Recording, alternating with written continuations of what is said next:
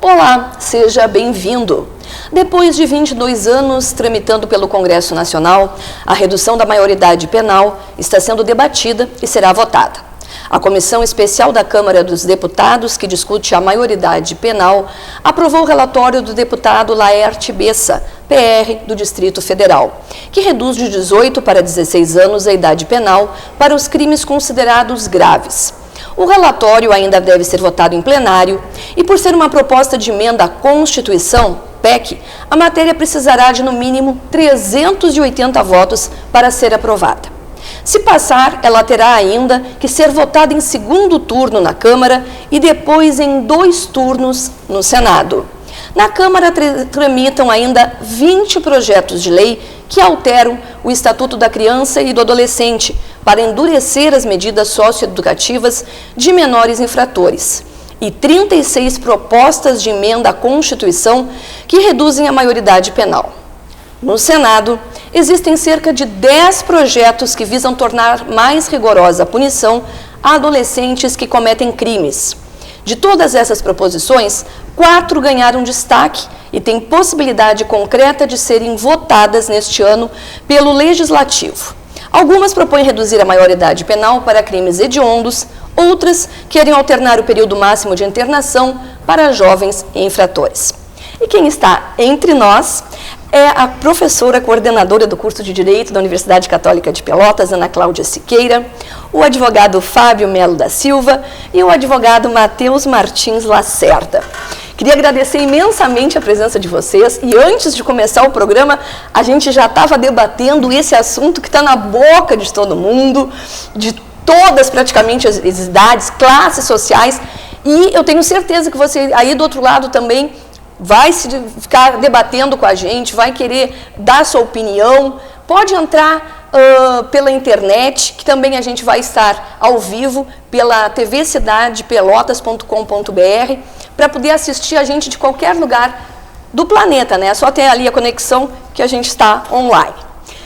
Então, começamos a falar sobre esse projeto aprovado.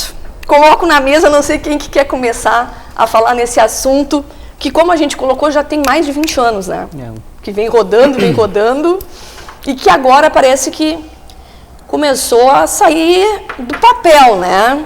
Não tem dúvida, eu acho que vou então assumir o comando. Quero agradecer o convite, Fernanda, de poder estar aqui, né? Desde que nós voltamos a tratar desse tema no Brasil, do rebaixamento da idade para responsabilidade penal, eu assumi um compromisso, né, de ir onde fosse que eu precisasse para manifestar um pouco da minha opinião, da minha experiência sobre o tema. Então, quero agradecer a oportunidade de estar aqui. Eu estou bastante contente e feliz, né, porque estou aqui no centro de 2 queridos alunos, né, hoje advogados, né, não são ex-alunos, porque assim como não existe ex-professor, também não existe ex-alunos, né, somos todos alunos e professores sempre. Então, para mim é uma alegria estar aqui ao lado do Fábio e do Matheus para conversar um pouco sobre esse tema. Eu diria inicialmente o seguinte, esse é um tema recorrente no Brasil, né? Ou seja, nós não estamos tratando de uma novidade, mas talvez a maior novidade nesse momento seja realmente a iminência, né, de termos esta aprovação, por razões, inclusive, que nós já estávamos tratando aqui, mas que eu vejo fundamentalmente de natureza política, né, ou pelo menos politiqueira. Né? Estamos já às vésperas de processo eleitoral, esse é um discurso, né, o discurso do recrudescimento da punição, do aumento da pena, do aumento da punição, é um discurso que faz eco, né, frente à população, e não é à toa que os índices aí de aprovação, né, até depois eu tenho uns dados certinhos, exatamente, estão também sendo divulgados. Então me parece que então, das razões de estarmos hoje talvez mais preocupados, tanto aqueles que são favoráveis quanto aqueles que não são favoráveis, está exatamente na razão direta de um risco, né, bastante concreto de que tenhamos esta aprovação. Eu sou totalmente contrária à possibilidade de redução, né, da maioridade penal, mas sempre, e desde há muito, quando fiz lá a minha especialização em 1985, 84, eu já pensava na possibilidade de nós termos na época, código de menores que contemplasse de maneira um pouco mais bem estruturada a punição. E a mesma coisa eu continuo achando hoje. Acho que nós podíamos, né, enquanto sociedade, debater o Estatuto da Criança e do Adolescente. Acho que é possível repensar as medidas socioeducativas, acho que nós poderíamos repensar a própria internação, inclusive quanto aos seus prazos, mas me mantenho assim muito firme com relação a não rebaixamento da idade e acho nesse sentido, então, a proposta de diminuição, ainda que para estes crimes considerados, né, os mais graves, os hediondos e os equiparados e alguns outros nominados no projeto, ainda para estes eu preferiria ver mantida a idade aos 18 anos com uma possibilidade de discussão do Estatuto da Criança e do Adolescente. Agora abro para quem quiser.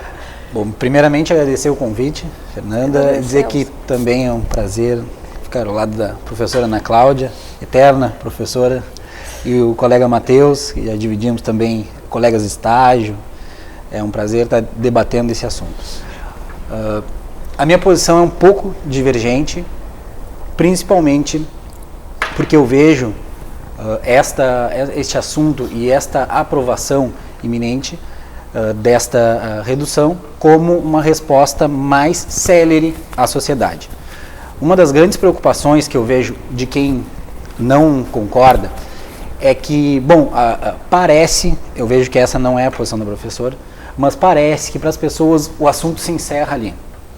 Porque, sob o meu ponto de vista, creio que seja um marco para novas discussões. Porque muito se fala em investir em projetos sociais, em educação, ao invés de reduzir. Poderá acontecer os dois ao mesmo tempo. Poderá sim se reduzir e diminuir essa sensação de impunidade dos menores, e que depois podemos até debater alguns casos pontuais, como temos visto aí nos noticiários diariamente, mas não deixar de lado essas discussões que são muito produtivas, mas demandam um tempo para a sociedade sentir essa evolução, digamos assim, das medidas que o governo deveria tomar na área da educação, da diminuição da desigualdade social, e creio que surtiriam mais efeito vagarosamente, diferente do que hoje está se propondo. Bom, também agradeço o convite. Eu é que agradeço. Muito feliz em poder debater com pessoas assim, com cabeças pensantes, digamos assim, pessoas que pensam o tema e não somente pegam um lado simplesmente por ideologia política. Porque eu vejo que a discussão sobre a redução da maioridade penal hoje no Brasil, ela é uma questão de ideologia e não de ideias, né? A gente não debate as ideias, que é o que a gente está se propondo a fazer aqui e é o que eu vejo que meus dois colegas fazem aqui. Hoje parece que no Brasil a gente tem uma esquerda que é contra a redução e uma anti-esquerda, né, se pode dizer uma direita, que é a favor, né? E essas pessoas, elas se apegam em ser a favor ou ser contra, elas jogam ali falácias e não pensam mais profundamente sobre nada, sendo que é um tema extremamente relevante que vai mudar a vida de muitas pessoas caso seja aprovado, tá? Eu gostaria de inicialmente trazer alguns dados, né, sobre a violência no Brasil nos últimos anos, que eu acho que são bem pertinentes para Não, que a gente tem que ter, né, para ter esse debate, mas... São os dados da violência como um todo, não só a violência de menores, tá? De 2002 a 2012 a gente teve no Brasil 556 mil mortes, tá? No mesmo período a gente teve em torno de 160 mil mortes no Iraque, na guerra. É como se a gente tivesse em 10 anos 3 guerras do Iraque simultâneas no Brasil acontecendo, né? Então a violência, ela não é uma coisa do programa de televisão, do Datena. A violência ela está aí no dia a dia de todos nós e principalmente as pessoas de baixa renda, né? Quando a gente fala que a redução da maioridade vai afetar prioritariamente pessoas de baixa renda, talvez isso seja verdade, mas a violência afeta muito mais elas do que nós, a gente que vive em bairros de classe média, né? Que tem acesso a ter uma portaria no próprio prédio, de ter andar de carro. Quem anda na rua, quem anda a pé, quem tem que pegar ônibus é quem sofre diariamente a maior violência no Brasil, né? Com esses dados, o Brasil hoje ele tem um PIB que se equipara ao Canadá e à Rússia, e nós temos taxas de mortalidade comparáveis ao Quênia, né? Então alguma coisa não está certa no nosso sistema hoje em dia, né? Não digo que a redução da maioridade penal seja a solução, porque eu acho que nenhuma medida exclui a outra, nenhuma única medida vai fazer tudo melhorar de uma hora para outra, né? Mas algumas coisas a gente tem que rever, algumas coisas pontuais, e algumas coisas que a gente pode fazer a curto prazo. E uma delas eu acho que é a redução. Eu entendo que é a redução, tá? Começando sobre os casos assim emblemáticos que eu acho que jogam a gente nessa discussão sempre, tá? Todos nós sabemos que há mais ou menos um mês atrás, 4 meninas andavam no Piauí, num ponto turístico, né? E tirando fotos, meninas novas, né? Como era um ponto turístico, elas foram sozinhas, achavam que não tinha perigo nenhum, e 5 homens avistaram elas, estupraram elas, foi um estupro coletivo, elas foram amarradas nas árvores, e depois uma delas foi morta a pedradas, a outra foi jogada em cima de uma rocha, e a outra estava em estado grave, eu não sei nem... Nem se faleceu, né? Se faleceu, não sei como que isso acabou, e desses 5 homens descobriu-se que 4 deles eram menores de idade, né? Uma das questões que mais nos deixa assim intrigados que mais me deixa intrigado. Como que a gente explica para a mãe? É uma questão, eu vou usar uma questão passional, mas essa não é a questão principal, sim, tá? Mas como que a gente explica para a mãe, para um irmão ou para qualquer pessoa da sociedade, tá? Que daqui a 3 anos, no máximo 3 anos, ela vai entrar no ônibus, vai sentar num banco e do lado dela vai estar aquele jovem que matou a filha dela a pedradas e que fez um estupro com ela, porque a nossa legislação não permite que jovens fiquem mais de 3 anos encarcerados, digamos assim, ou longe da sociedade, né? Em 3 anos, esse jovem que estuprou e matou a pedradas, ele está apto a voltar para a sociedade? Ele recebeu já a punição e já é um cidadão capaz de ir trabalhar e de buscar o seu sustento de forma digna? Não vejo assim como se isso é até um tanto quanto esquizofrênico, assim, se a gente for pensar uma sociedade meio esquizofrênica, porque é uma sociedade que vai pegar o único maior de idade, vai colocar ele talvez 30 anos preso dentro de uma cadeia, e vai pegar os 4 menores de idade e vai deixar eles lá no máximo 3 anos afastados da sociedade, no máximo, né? Então eu acho que essas questões, a questão da violência, que é um dos maiores problemas do país, e é por isso que ecoa, porque bate na nossa porta no dia a dia a violência, né? Tanto em cidades grandes quanto em cidades pequenas. Cada vez as cidades pequenas têm mais violência no Brasil. Eu sou de Pinheiro Machado, né? Em Pinheiro Machado, o que eu vejo quando eu volto lá é uma violência cada vez, uma violência gritante que cresce, e as pessoas se espantam da forma como ela cresce. E essa violência, ela não é em razão só de questões de economia ou questões sociais, porque nós tivemos um crescimento do Brasil como um todo. O Brasil teve um crescimento nos últimos 12 anos que é incontestável. Pode gostar ou não gostar do governo, mas esse crescimento está em números aí, eles são dados, é fato, né? A gente pode dizer que o crescimento foi mais para algumas classes e menos para outras, mas a gente pode dizer, mas ele houve, né? Só que mesmo com o crescimento a gente não teve mudanças efetivas nos maiores problemas do país, que é saúde, educação e segurança pública, né? E é isso que a gente tem que debater, eu acho, e talvez não chegar a um consenso, né? Mas debater de forma bem aberta e com a cabeça bem aberta, não guiado por ideologias, mas guiado por ideias. É isso. Eu fiquei pensando enquanto ele falava. Falava, né, e ele mesmo reconhece a passionalidade, né, na situação exemplificativa, e eles vão de lembrar muitas vezes em sala de aula quando os alunos me perguntam, e se fosse seu filho, se fosse com a senhora, né, o problema não está em mim, nem comigo, enfim. Mas de toda a fala do Matheus, o que me parece assim, pertinente refletir é que, a violência ela está presente, e na medida em que nós temos esse crescimento, tá, no país, seja de qualquer natureza, nós vamos experimentar né, o aumento dessa violência, porque a violência ela é diretamente proporcional à conflituosidade. E o crescimento, né, potencializa conflito. E potencializando o conflito, potencializa a violência. E o que me parece é que nós quase sempre, né, e isso não é exclusivamente com a questão da redução da maioridade penal, mas quase sempre nós somos passivos, né, com relação às causas, tá, mas somos muito proativos em relação às respostas. Ou seja, nós queremos agora respostas imediatas, porque nós estamos com medo, tá? Então nós queremos uma resposta imediata. Mas nós somos altamente passivos. Nós somos altamente passivos quando nós enxergamos, por exemplo, aquele jornalista, se não me engano, que morre na frente de um hospital por falta de atendimento médico, na frente do Instituto Coração em São Paulo. Nós somos absolutamente passivos em relação a isso. Eu não vi e não vejo, né, essa proatividade que nós temos em relação ao encarceramento, que nós temos em relação à redução da idade para a responsabilidade penal. Eu não vejo essa mesma passionalidade, essa mesma emoção com circunstâncias e situações que me parecem são as grandes causadoras disso que nós estamos experimentando.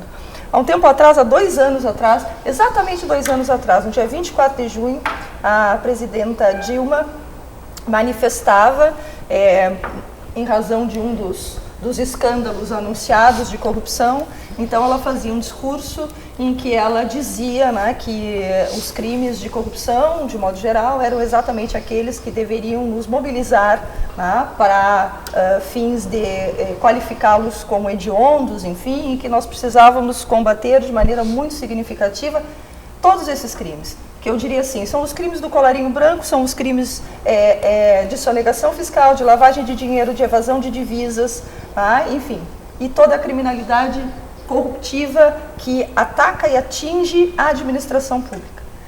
E eu concordo com ela e acho que nós tínhamos que nos mobilizar enquanto sociedade para isso, tá? Porque são estes os crimes que efetivamente impedem que aquilo que nós projetamos na Constituição Federal de 88 e que nós, pelo menos, dizemos que nós queremos para a sociedade brasileira, são esses os crimes que nos impedem de fazer isso.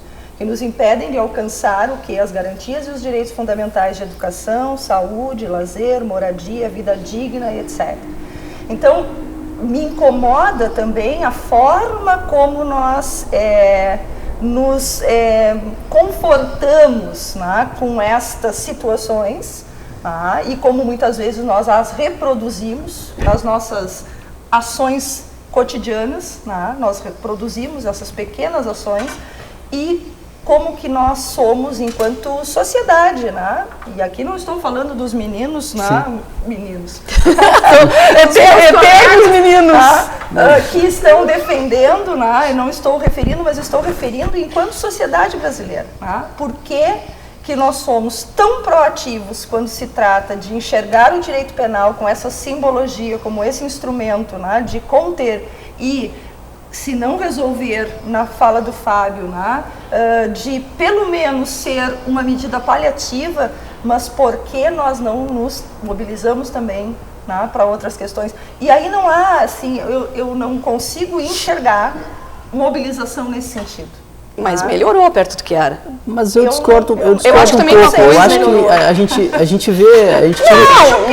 Não, no sentido de mobilização da sociedade. As pessoas foram para as ruas, falaram. Mas se a gente fizer uma pesquisa hoje para saber quantas pessoas apoiam que o crime de corrupção seja punido de forma, seja considerado crime hediondo, seja punido mais severamente, vai ser muito mais de 90%, vai ser mais do que as pessoas falam. Tem uma grande coisa que eu acho que uma coisa assunto, é diferente da outra. Eu acho que permeia todos esses assuntos é a impunidade. Sim, exatamente, a impunidade em qualquer lugar. Ponto exatamente o mesmo ponto. De todos. De reduzir do colarinho branco, da corrupção. Do colarinho branco. O que eu vejo, assim, a impunidade do menor em casos pontuais e de grande repercussão é daquele médico do Rio de Janeiro que foi morto, um dos menores, havia postado em uma rede social uma foto de um selim de uma bicicleta, uma faca em cima e uma hashtag bonde do menorzinho. Sim. Ou seja, ele está vendendo a ideia, aliás, expondo a ideia que a televisão vende. Há uma semana atrás, 2 das novelas da maior rede o menor falava, eu vou fazer o crime porque eu sou menor e não dá nada. E essa sensação que a sociedade tem, ela foi externalizada por todos e hoje os deputados, os senadores, como representantes da sociedade, estão colocando isso em votação, claro, como a professora falou, com interesses políticos, óbvio, é inegável. Porém, eu volto a dizer, o Estado tem que investir em políticas de base e tudo mais, mas não adianta, como eu vi nos jornais, mostrando lá nas comissões, uma placa, mais escola, menos prisões. Eu vejo esse discurso, ele é vazio, muito mostrado, claro. De proatividade. Porque aí fica muito fácil. Realmente não aparece, porque não é isso, e não é isso que nós queremos como sociedade brasileira. Porque se nós quiséssemos isso, nós nos mobilizaríamos de outro modo para obter isso. Quando a gente assiste o corte, nós somos a pátria educadora, mas nós assistimos um corte significativo nos orçamentos para a educação. Ou seja, nós só somos pátria educadora na mídia. A mídia diz... Isso é uma propaganda governista, né? Uma efetiva política pública que a gente tem. Então, né? Eu ainda hoje assistia Desculpa te cortar, Fábio. Não, vai lá. Não conclui da Eu também já estou entrando no Ministério Público, numa cidade da região aqui, e conversava com a promotora sobre uma jovem que havia sido atendida por ela, uma jovem que esteve ali, uma menina, enfim, e eu ainda percebia, assim, enquanto eu estava também aguardando a promotora, o comportamento daquela menina, que se fazia acompanhar do avô, eu supus que era o avô, E fiquei um pouco assim perplexa e reflexiva com o comportamento dela. E logo depois, então, quando eu fui atendida, conversando com a promotora, então aquela minha percepção inicial se confirma, E ela ainda me dizia, a promotora da infância e da juventude, ela me dizia, doutora, é sempre a mesma história. Então se tratava de uma jovem, mãe já falecida, pai hoje morador de rua, com uma história toda de desagregação familiar, e que se reproduz na rotina dos juizados da infância e da juventude, é uma rotina. E eu disse para ela, não, mas doutora, agora tudo vai se resolver, porque agora nós vamos reduzir a idade e aí nós vamos encarcerar e os nossos problemas estarão resolvidos. Eu entendo que essa jovem... É difícil. Eu entendo que talvez essa jovem, ela não tenha culpa da situação em que ela tá? Mas é que o fato de nós termos uma medida socioeducativa que vai deixar ela 3 anos... mas nós podemos discutir sobre isso. Nós também podemos discutir sobre isso. Nós devíamos discutir sobre isso antes de discutir sobre a medida que nós temos hoje não vai fazer com que a situação dessa jovem melhore. E a gente tem um país que fala demais, a gente fala em educação, acho que desde o tempo do Brizola se fala em educação, e não se bota nada efetivamente, não se tira nada do papel. Entendeu? E o povo porque nós não temos interesse de fazer isso. Mas o povo tem interesse de fazer isso. Não tem interesse. Também é bem mais complexo. O povo tem esse interesse. Quando a gente não fala o povo, nós estamos traduzindo uma elite. Que somos nós. Não é uma questão de elite. Não é. Porque somos nós que temos o poder. Mas 87% das pessoas. Somos nós que temos o poder. Até eu vou passar esse dado. Eu vou passar esse dado que a gente vai entrar para o intervalo. Depois eu volto para a gente seguir discutindo. Certo. Tem um dado aqui da Folha de São Paulo, Datafolha, que diz, foram entrevistar, a redução da maioridade penal é aprovada por 87% dos entrevistados. Índice é o mesmo da pesquisa feita em abril, maior percentual já registrado. Entre os que defendem a redução, 73% acham que ela deveria ser aplicada para qualquer tipo de crime. 27% para determinados crimes. 11% dos entrevistados se disseram contrários à mudança na legislação. 1% se declarou indiferente e 1% não soube responder. Aí depois do intervalo eu vou dar a informação de qual a idade que eles acham que deveria ser, tá? E aí a gente volta a discutir sobre isso. Ótimo. Vai lá, toma uma aguinha e volta já já que a gente está discutindo sobre a redução da maioridade penal.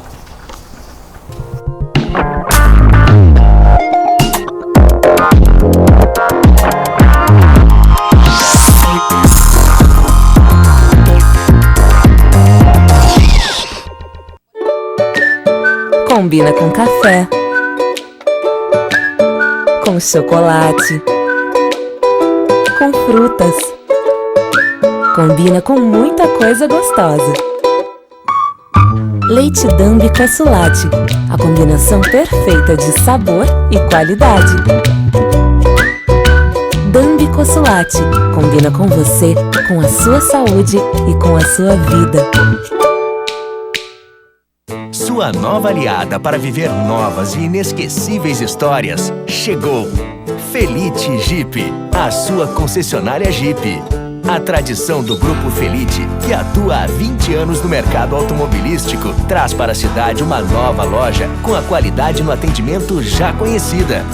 Jeep, agora em Pelotas, Avenida Fernando Osório, 1831. Fone 53-3278-2784. Schornack Moda Dia e Noite, de segunda a sexta-feira, das 9 horas da manhã às 7h30 da noite. Sábado, 9 horas da manhã às 6 horas da tarde, sem fechar ao meio-dia. Informações pelo site www.schornack.com.br. O seu jornal precisa estar onde você quiser. E com informação para toda a família. O Diário Popular é assim. Tudo sobre esporte, cultura, lazer, notícias locais, tudo que é daqui. Ligue hoje mesmo e assine o jornal mais lido da região sul. 0800 53 2001. 0800 53 2001. Diário Popular, sempre o seu jornal.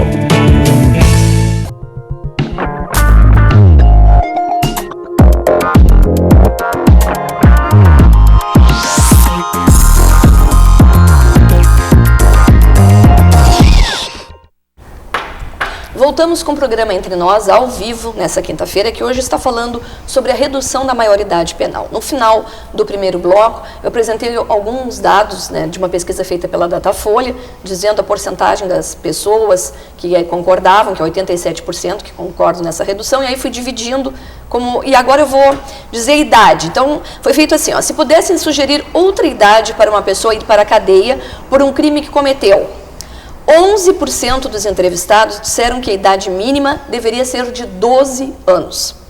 26% acham que deveria ser de 13 a 15 anos.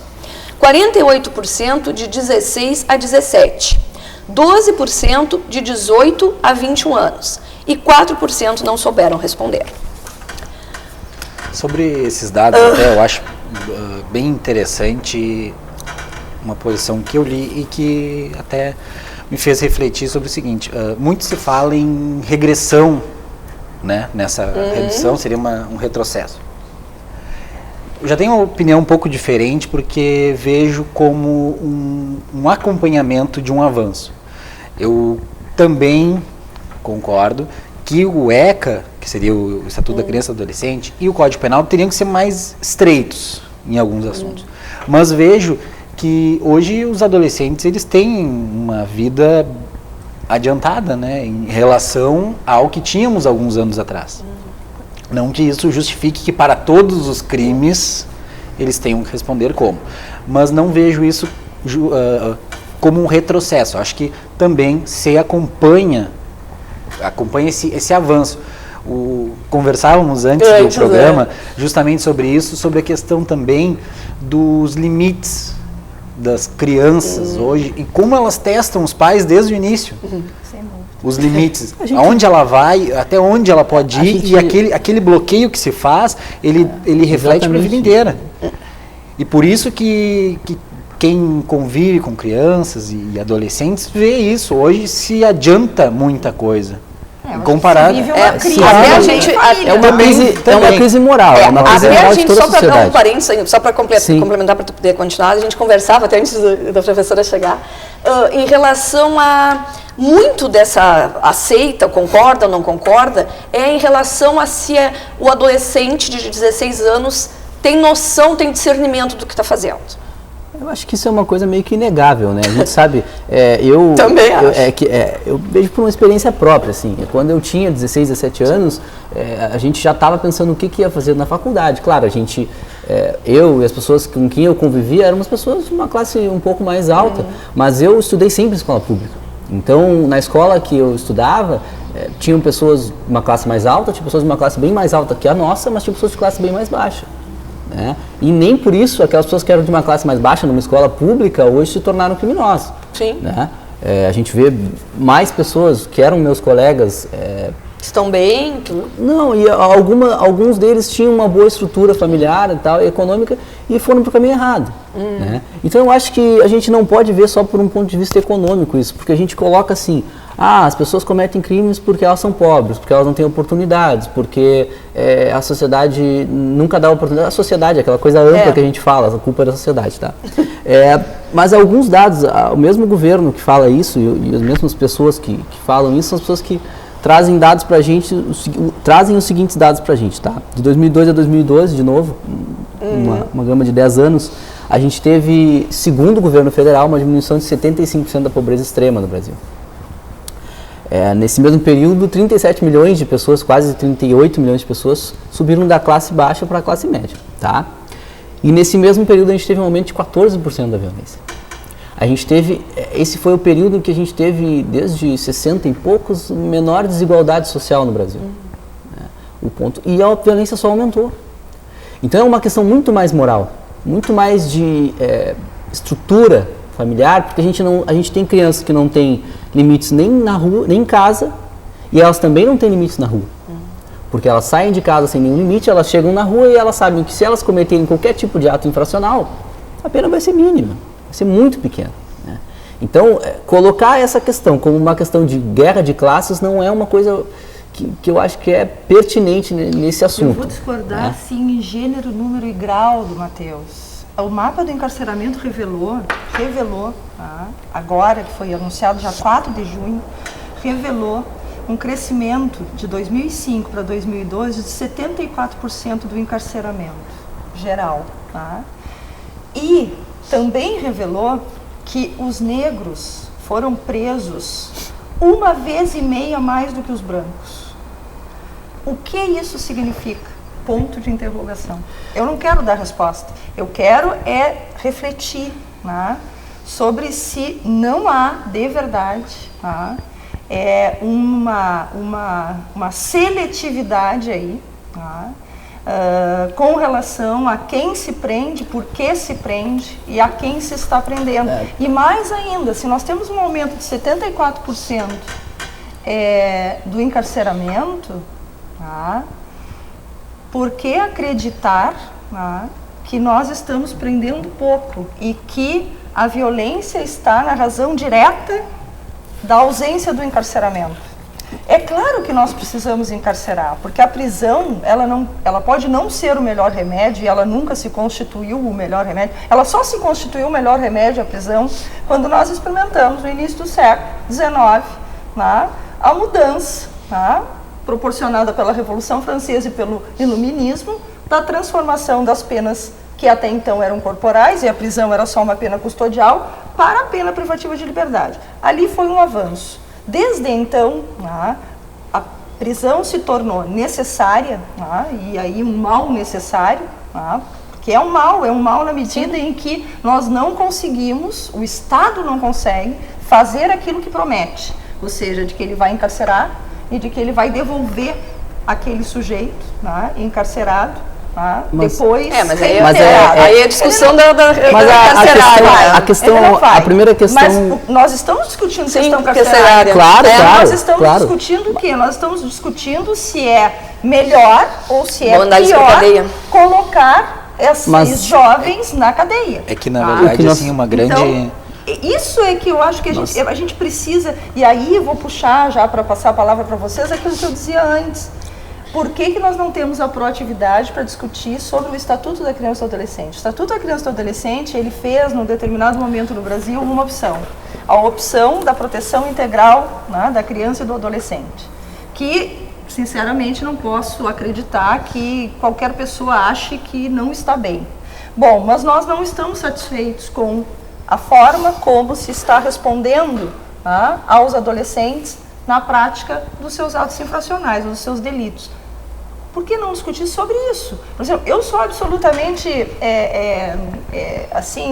sensível à necessidade de se repensar o tempo de cumprimento da internação.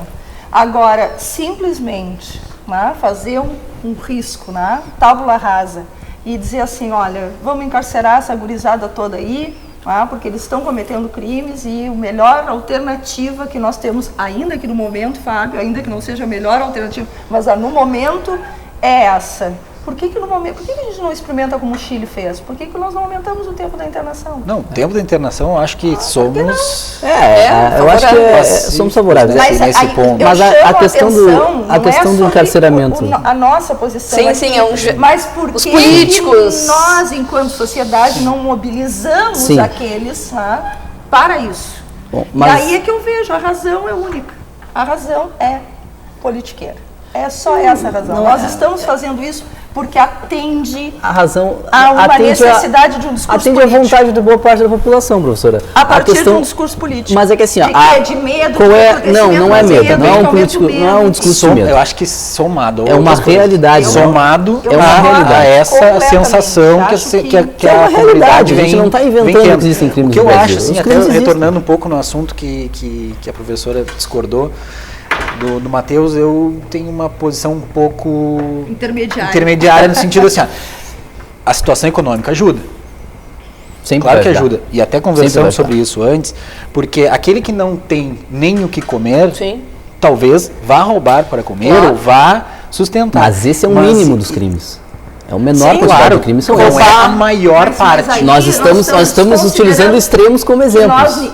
Nenhum de nós falou, primeiro, que o aumento da criminalidade não se dá no crime de homicídio. Nós não estamos falando o aumento da criminalidade se deu no crime de homicídio. Não.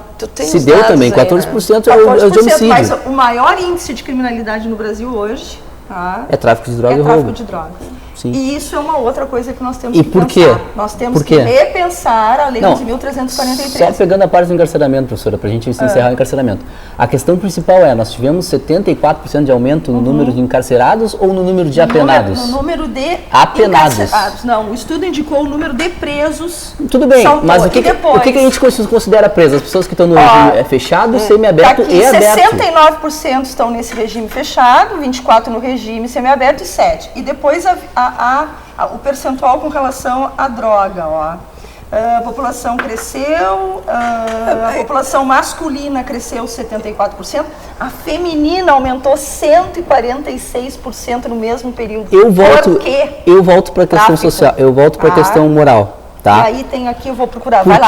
O que eu sempre afirmo, assim, que no Brasil a gente tem uma cultura, essa quantidade de cultura que veio de todos os lados nos deixou meio sem identidade, tá? E a gente tem uma cultura de dinheiro e não de trabalho. Né? O bonito é ganhar dinheiro. O funk, a ostentação diz, temos que ganhar dinheiro para ostentar. O rap diz, temos que ganhar dinheiro para ostentar, porque a sociedade nos oprime e tal. Ouro e ouro. Esse é o discurso, tá? Qual é a forma mais fácil de se ganhar dinheiro no Brasil? Uma pessoa pobre. É trabalhando, talvez demorando anos para conseguir alguma coisa, ou talvez nunca conseguindo mudar de uma classe mais baixa para uma classe mais alta, ou traficando. Né? Então a questão é moral, é assim, a gente tem que dizer, o errado é errado mesmo que todo mundo diga que é certo. Tá? Mesmo que traficar continua sendo errado. Né? Podemos entrar numa discussão sobre legalização de drogas? Podemos, que eu acho que não é aqui, o ponto não é esse, tá? Mas as pessoas cometem crimes porque é o modo mais fácil de se alcançar o objetivo delas. Nós nunca podemos nunca podemos não levar em consideração que cada ser humano trabalha com estímulos. Ele sempre vê o que é melhor para ele primeiro. Né? Nós somos animais, ainda somos animais. Né? Instintivos, a gente vê o que é melhor para nós. A partir do momento que eu chego para assaltar uma pessoa, tá? Como aconteceu em 2013. Assalta por quê? Não pensar. Não. Mata por quê? Assaltamos porque a gente quer o bem o mais rápido possível. Pra quê? Muitas vezes para comprar aquilo que a gente deseja. Essa é a Pegar questão. um tênis que não tem, aí mata pelo tênis. Mata pelo crimes tênis. hediondos, eles têm outro Mata pelo pano de tênis. fundo, que não é só o econômico. Não é o econômico. Claro, Não é não só é. o econômico. Mas a questão é, se nós diminuímos a pobreza extrema, se nós aumentamos a classe média, por que os crimes Continua. não diminuem? Por que os crimes não diminuem? Porque a questão é moral. A gente tem um país, e não só a classe baixa, a classe média e a classe alta. Ela quer o dinheiro a qualquer preço, ela quer chegar, a qualquer preço ela quer chegar no bem de consumo. Mas essa mesma moralidade com a qual tu te insurges e que realmente a imoralidade existe, ela não nos mobiliza também para o encarceramento, né? Nos mobiliza para o encarceramento de todos, professor. É que a gente não tem uma... Parece que não somos nós. Parece que não, enquanto projetos de lei parece que não. Enquanto mobilidade legislativa parece que não. Parece não, é evidente que não. Mas até porque quem está envolvido é quem faz as leis. Bom, mas... E nessa coisa de corrupção, o povo é a favor de pena de morte e não se discute a pena de morte hoje. Então, eu vejo a imoralidade no próprio Congresso Nacional. Mas claro, mas aí a gente vai legislar para quem? Nós vamos legislar para o gurizinho de 16, 17, 18 anos. Mas uma coisa nunca vai excluir a outra. Eu acho que tem muita impunidade que alguma... Assim, ó, a minha opinião, eu, Fernanda, mas assim, eu acho que assim, ó, hoje é muito fácil tu chegar ali, eu quero aquele tênis, a pessoa entrega o tênis e mesmo assim tu leva um tiro na cabeça.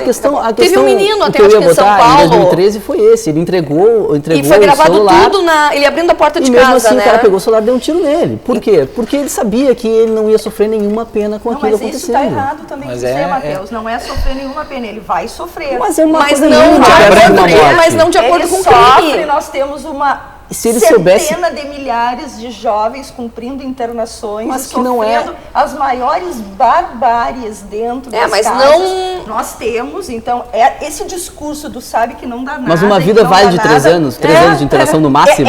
Máximo. Essa é a discussão. Essa é a discussão que nós temos que fazer. Mas não é a discussão que aponta que não dá nada, aponta que não se pune. Nós temos que fazer a discussão sobre a internação. Aí eu concordo contigo. Sim, mas nós não podemos, não vou, assim, quero deixar muito claro que para essa gurizada que comete ato infracional aí de 16, 17, 15, 16, a partir dos 12 anos, dá sim, dá muito. Os índices também não é muito, professora. A gente sabe que tem pessoas que recebem advertência por qualquer coisinha. Internados hoje no Brasil, mas porque a gente reproduz o quê? Nós reproduzimos uma seletividade. Quem são os que estão internados? Hoje eu estava vendo dados do CNJ. Se interna muito ainda. Não, ainda se interna muito, mas eu estava vendo dados do CNJ sobre essa reincidência. Isso que eu ia perguntar, reincidência. Né, do jovem. Que é grande, né? Ela é grande porque muito se fala em que é 1% dos crimes hediondos são cometidos pelo governo, 1%. Eu tenho uns dados aqui que eu queria falar sobre isso. A reincidência hoje, ela tem média no Brasil 56%. Ele tem até os dados aqui. E ela é grande por quê? Porque também a medida de internação, ela, primeiro, talvez não tenha o tempo suficiente e nós não temos estrutura suficiente para corresponder. Por isso que eu defendo, nós não temos na prisão para o adulto. Por isso que eu defendo o grande ponto, para mim, a grande vantagem, entre aspas, e ainda que paliativa, ainda que rápida, por isso que a gente não pode deixar de discutir depois de aprovado, é essa sensação de impunidade. Não que o não dá nada seja um motivo, mas hoje muitos dos adolescentes que irão cometer crimes pensarão, bom, eu não fico mais só 3 anos, eu posso ficar 9. A experiência demonstra que não. Não, não vai ser expressivo, não vai ser expressivo. A ameaça abstrata da punição, ela não gera desmotivação. Não vai ser expressivo. Mas professora, a senhora não acha que alguém que pode mudar uma pena de 3 anos para 30, ele não vai deixar de fazer aquilo? Matheus, que não. Não, eu discordo. Eu acho que... Sabe por quê? Eu discordo. A prática do comportamento criminoso não está na razão direta da quantidade de punição. A motivação, o impulso para a prática delituosa nunca esteve na razão direta da quantidade de punição, com certeza. Porque senão nós não experimentaríamos para a criminalidade do adulto o crescimento que nós também experimentamos e inclusive as taxas de reincidência. Mas então a gente acaba com as penas, então. Sim, não é acabar com as penas. Porque se a pena não tem nenhuma função... Tem função. A função é castigar. Sim, a função é castigar. E ela vai castigar. Então aumentamos as penas dos jovens para que eles não façam mais, professora. Mas acontece chegamos ao ponto que talvez não seja principal. Talvez não seja principal. Mateus, assim como acontece com a criminalidade do adulto, isso dissociado de políticas sérias, sociais, isso vai nos levar apenas a quê? Ao reconhecimento de que somos um Estado brasileiro falido e que nós temos o hábito de fazer o quê? De varrer a escória para baixo do tapete. Eu acho que nós somos também. É isso que vai acontecer. Eu acho que nós somos falidos. Mas já que nós somos falidos. Nós somos falidos não porque a gente varre a sujeira baixo do tapete, mas porque a gente não consegue responsabilizar as pessoas a partir dos seus atos. Não, mas isso é que eu acho que não é verdade. A gente consegue responsabilizar. Mas a gente responsabiliza de forma assim, vai lá, correta. Totalmente equivocada. Nós responsabilizamos, talvez não suficientemente. Eu queria... Ele tem uns dados aqui. Talvez não de forma coerente e mais do que isso. Nós só responsabilizamos, mas nós precisamos fazer outras coisas, antes e depois. Porque isso não tem fim. Não, claro que não. Isso não tem fim. Ou seja, isso não tem Mas fim. a senhora, tu não acha que tem que se partir de algum ponto? Tem, eu acho que sim. Eu dei aqui a partida. O estatuto, né? É discutir o estatuto pelo da qual criança e adolescente. que nós concordamos.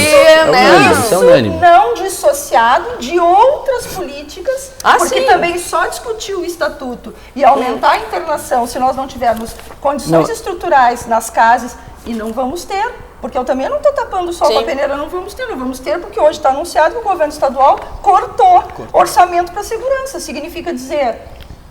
Não pode vai sair, pode não vai sair resolver. Não vai resolver no presídio, não Deus vai nos resolver no acuda. CAD. Exatamente, não Deus nos vai acuda. resolver. Isso é que, bom, tá bem, vamos diminuir? Eu acho que vamos, tá? Vai resolver o nosso problema? Não. Resolver totalmente. Nada vai resolver totalmente nosso problema enquanto a gente não der responsabilidade para as pessoas. Eu acho que a gente tem hoje um Estado muito assistencialista, e eu não estou aqui criticando a Bolsa Família e tal, porque foi uma coisa que fez muito bem para o nosso povo, que precisava de alguma coisa nesse sentido. Mas nosso Estado é assistencialista porque ele tem bolsas para todos os lados, tanto para pessoas de baixa renda quanto pessoas de alta renda, como leis de incentivo a várias coisas, tá? E a gente fica sempre esperando que o Estado resolva. O Estado tem que resolver, o Estado tem que resolver. Eu tenho certo problema, o problema ali daquela criminalidade é porque o Estado não deu base para aquela pessoa. Aí essa pessoa é punida, aí ela sai e comete crime novamente. A gente assim, não, o problema é porque o Estado não ressocializou. A gente tem que começar a parar de partir do ponto do Estado e sair do ponto de cada um como indivíduo. Tá? Eu acho que a gente tem que, sim, se preocupar com a educação, se preocupar, porque isso é um dever, o ensino é um dever do Estado, né? A educação é um dever de família, né? Mas uma coisa não exclui a outra. E eu queria falar um pouco sobre as falácias que a gente tem hoje em dia nesse assunto, tá? A professora é alguém bem estudada, assim, e não usa nenhuma delas de argumento, até porque ela sabe os fatos, assim. Mas a gente vê muita gente falando algumas coisas, como a questão que vários meios de comunicação, como o Globo, revistas, sites, televisão, eles falaram que 1% dos crimes são cometidos por jovens, 1% dos homicídios são cometidos por jovens, eram homicídios, tá? Primeiro que essa pesquisa nunca existiu. Isso, fui procurar fala também. em crimes hediondos. A própria Unicef não sabe. A própria Unicef não sabe. Homicídios, latrocínios, basicamente isso, tá? Os dados que a gente tem oficiais, tá? Essa pesquisa ela nunca existiu, ela foi pega de uma pesquisa de São Paulo de 2006, né? E foi distorcida, uma pesquisa mal feita, né? Manipulada, e se utilizou isso para ver como são rasos os debates hoje em dia. Né? A gente pega os meios de comunicação que a gente entende mais confiáveis e eles lançam números que não existem, que nunca ninguém pesquisou aquilo, sabe? Daquela forma, né? Então eu, por conta própria, eu peguei alguns números, tá? Segundo o governo federal, em 2013, um ano que a gente teve uma média de 55 mil mortes violentas no Brasil, nós trancafiamos, na verdade, recolhemos Aumentou o índice de encarceramento nesse 2.689 adolescentes. Em 5 anos a gente teve um aumento de 38%. Então, para que tu vejas como dá. Não, mas a questão que eu digo é o seguinte, que aumentou. 1%. Tu traz o dado que te contradiz 1%. a pouco. Não, mas Tanto aumentou. que dá que aumentou o índice de encarceramento dos adolescentes. Aumentou nesse percentual. Mas não teve efetividade então, nenhuma, porque eles sabiam que eles ficariam 1, 2 anos, 3 anos. E aí eles no máximo, rescindiram. né? Mas o que a acontece? questão que eu digo é o seguinte, a gente tem uma média. Não, só para concluir o existe. raciocínio, a gente tem uma média hoje, dados do Estado, dados brasileiros, do governo brasileiro, tá? Uma média de conhecimento de autoria de crimes de homicídio de 8%. De cada 10 crimes, 9, né? Quando muito, 9 ou um pouco mais de 9, a gente não pode fracionar isso, mas 9 crimes não têm autoria reconhecida. Desses 2.689 jovens que foram apreendidos, eles estão dentro desse 8 ou 10% que foram reconhecidos, e os outros 90%, sabe? É um número altíssimo de jovens cometendo crimes contra a vida. Quando a professora fala que dá... Pode chegar a 20 mil mortes cometidas por jovens. Quase um terço das mortes. Que dá. Claro que dá. Óbvio que se interna uma medida em que se coloca alguém em algum lugar. Não estou dizendo que algo, muito injustamente, mas muito, ela tem um porquê daquilo ali. Claro. Se está colocando ele em algum lugar. Até porque as nossas leis são muito bem escritas, nós temos uma Constituição que é quase um poema. Ela é bonita. É demais. Ela tem um projeto. Ela é demais. Ela é um projeto que a gente não é cumprida, né? Claro. A gente deixou para o Estado muita coisa. coisa. Qual é a discussão aqui? Por isso que eu acho, claro que números são importantes e até para posicionarmos, né, o que defendemos. Mas a questão ela vai além. Eu insisto em dizer da questão da impunidade, porque a efetividade da lei, o cumprimento da lei, como assim, como é que a criminologia explica como que aquela pessoa, quando ela vai puxar o gatilho, se ela pensa que ela vai ficar 3 ou 9 anos ou se ela pensou antes. Quando a gente tem um crime passional, eu acho que não. Claro, mas passional poucos, não. claro, poucos dos criminosos pensarão. Alguns pensarão. Tantos que muitos criminosos Alguns pensarão. usam menores também. E aí nós temos que discutir. Esse para mim é o grande problema. O grande que também tem um projeto é a industrialização que usam, né? Que sabem que não vai dar nada. E o programa ele não versa sobre a questão da droga, né, nem do tráfico, mas a gente não precisa ir longe se nós tratarmos os dados aqui de Pelotas, né? O ano passado, em 2014, né, nós tivemos uma quantidade significativa de homicídios. E não só praticados por adolescentes, alguns praticados por adolescentes, e por detrás dele o delegado de homicídios, o Dr. Félix Rafaim, sustentava que em 90% deles o que estava por detrás era o tráfico de drogas. E aí nós reproduzimos o quê? Quem é que nós punimos hoje por tráfico de drogas? Os traficantes, os verdadeiros donos do tráfico, inclusive em Pelotas. E não precisamos falar de São Paulo, Rio de Janeiro, Porto Alegre, não vamos falar de Pelotas. Os verdadeiros traficantes, eles estão aliciando adolescentes. E os adolescentes são facilmente aliciáveis, porque eles têm vínculos familiares completamente desfavoráveis. Eles têm uma falta de afetividade absurda, eles têm demandas econômicas muito grandes, não têm vínculos formais com a escola, onde eles estão? Pelas esquinas. E aí eles são uma presa muito fácil. O traficante protege, o traficante dá dinheiro, o traficante ajuda a minha mãe, o traficante ajuda o meu irmão. Então, daí também nós temos uma porta muito significativa. Então, por isso é que eu digo, e aí só por isso, então nós não vamos punir o adolescente que trafica? Vamos punir o adolescente que trafica, mas nós precisamos combater a causa disso, ou seja, nós não podemos virar o rosto para a causa. Mas a gente nós estamos virando. Mas a gente nós não estamos excluindo a professora traz, não é uma exclusão desse ponto. Nós viramos, não nós. Nós viramos enquanto poder político. Sim. Nós viramos. Nós temos em Pelotas, como a professora fala, nós temos com certeza, não sabemos aonde nem como, um poder paralelo. Sim. Porque isso aí é alguém que tem o poder e o dinheiro suprindo o Estado. Isso aí é inegável. Mas eu insisto em dizer que a sociedade quer essa resposta um pouco mais rápida, justamente por esse crescimento. Isso não E tem hoje, dúvida. a professora também frisou a questão do Estado não colocar o dinheiro na segurança pública. Ainda falávamos antes do programa, o aparelhamento no Estado está nos órgãos de arrecadação. Exatamente. É inegável. Foco Hoje sonega, tenta enganar o leão no imposto de renda. Mas os Com pequenos, certeza, né? Porque que com roubo que certeza, a se a Receita Federal tiver uma viatura de outros. estragada, em 15, 20 dias eles vão conseguir. Aí o Estado Muito vem menos. e diz assim, Muito olha, menos. nós entregamos 4 viaturas para a Brigada Militar. Sim, tem 8 estragadas. Então, assim, já começa por aí. O Estado tem que arrecadar, quer arrecadar e já começamos por uma falha nesse ponto. Não que não tenha que arrecadar, porque, claro, ele é aí que se gera economia para a segurança.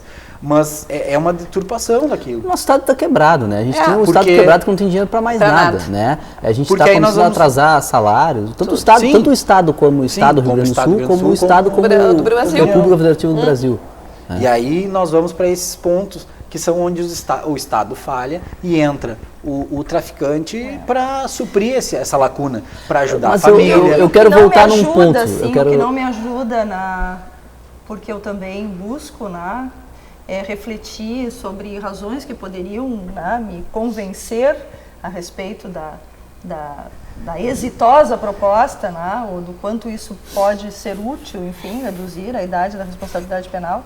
E aí também não consigo deixar de considerar a experiência de outros países, numa também tentativa bastante inexitosa, a própria experiência da Espanha, que experimentou essa redução e percebeu que realmente não estava aí, talvez possa, nem tem elementos para dizer, mas talvez possa num determinado momento ter suprido assim, uma resposta mais imediata, mas que voltou atrás porque percebeu que, olha, esse não é o melhor caminho, ou seja, nós vamos ter que buscar uma outra forma. Mas E eu aí, quero voltar num ponto. Pensa na Finlândia, por exemplo, aí a Finlândia E é por causa da tem educação, né? Mas aí, Melhor educação do mundo. Exatamente. Mas é que a gente não Mas é vai, que a gente não vai vai melhorar chegar nessa nisso. educação de uma hora para outra. Não, mas A gente não vai melhorar nessa educação. E eu quero a gente voltar não num pode deixar esse único ponto aqui que eu quero desistir,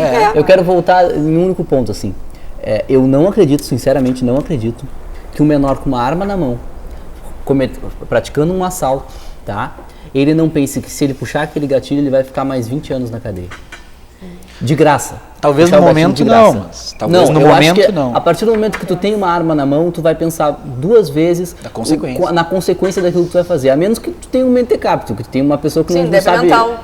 Mas hoje em dia, os jovens, até outros dados aqui, eu reuni vários dados, os jovens de 17 anos aumentaram 60% a entrada deles na faculdade, sabe? E jovens de várias classes sociais. Nós temos jovens isso, sabendo... A gente já está indo para o final, gente. Já está finalizando, mas Certo. eu vou dizer assim, sobre essa questão até, a gente diz, o jovem de 16 anos, ele sabe o que faz, isso é também um discurso raso, dizer, não, ele não sabe o que ele faz, claro que ele sabe o que ele faz, enfim. Mas a maturidade hoje, ela sinceramente, ela se retardou. O jovem está entrando na faculdade com 17 anos. Mas por falta de E limites, ele né? está saindo da faculdade com 21, 22 anos. E está saindo da casa dos pais aos 28. Está saindo da Nem casa sai dos pais mais. aos 28 Mas a 30 anos. é que aí- Mas isso não é sinônimo aí de nós maturidade. vamos- É claro, eu não estou aqui nem pensando numa ideia de que tivéssemos que aumentar a responsabilidade Sim. penal para os 30. Mas quer dizer, essa ideia também, e até lendo outro dia 2 pediatras, psiquiatras e pediatras falando sobre isso, que o fato de ter mais informação, o fato de chegarem mais jovens na formação superior, etc., isso não significa nada do ponto de vista de maturidade. De maturidade não significa nada. Mas ele Mas a sabe questão- que ele vai a matar, questão não é- matar a questão não é errado, que roubar maturidade. errado, Eu vejo estuprar até errado. Isso é uma opção de Estado, ou seja, estabelecer qual vai ser o momento, porque o menininho lá de 13 anos, ele sabe se ele disparar uma arma, porque ele vê os joguinhos, ele sabe. Mas a questão é maturidade, A até que questão ponto ele sabe também, que... Até para concluir o que a pensamento gente da já está me professora, dando sinal aqui. assim, tá, tudo bem, a prisão é um mal necessário e talvez a redução neste momento seja um mal necessário e por isso que eu insisto, abra uma nova discussão, um novo momento, um marco e tu tem a razão, Fábio. E que não se esfrie essa discussão no sentido de como a gente vai diminuir a criminalidade como um todo. Não só que vá agora resolver com essa redução. Gente, muito obrigada. Dá para fazer mais outro programa e vão ser convidados para voltarem. A professora aqui, a Ana Cláudia, vem sendo convidada acho que há uns 2 anos para vir no programa. Mas porque, vontade, nem de claro interesse. que não. Ela, sempre nesse horário que a gente está ao vivo na quinta-feira, ela está na faculdade, né, ministrando aula. Inclusive está sendo substituída hoje. Agradeço imensamente. Agradeço, né, ao Matheus, ao Fábio também pela discussão. E espero que a gente tenha conseguido, né, mostrar que tem vários lados, vários pensamentos. E que bom que a gente pode ter pessoas lúcidas que possam discutir civilizadamente. Sem dúvida. Se todos pudessem fazer isso, né, se não fossem ideológicos, como a gente falou, nem partidários, e que isso se resolva da melhor maneira possível para todos. Ótimo. Muito obrigada. E já estão convidados. E a gente agradece você que ficou aí do outro lado, tanto pela TV quanto pela internet. E o nosso próximo encontro ao vivo é na quinta-feira que vem. Até lá.